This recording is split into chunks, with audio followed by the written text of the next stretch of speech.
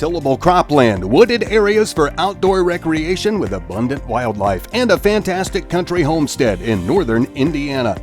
Metzger Property Services presents these 54 acres just east of Silver Lake in Kosciuszko County, selling at auction September 3rd.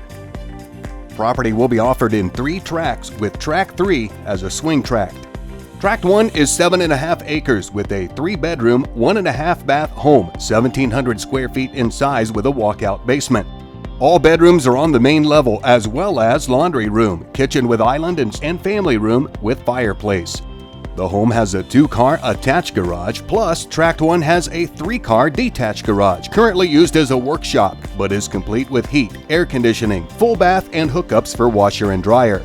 Outdoor living space includes a welcoming back deck and front porch, perfect for scenic views of the deer, turkey, and other wildlife that roam this property. Tract 2 is 33 acres of tillable cropland with a soils index of 127.2. Tract 2 has great income potential and is an ideal building site for a country home.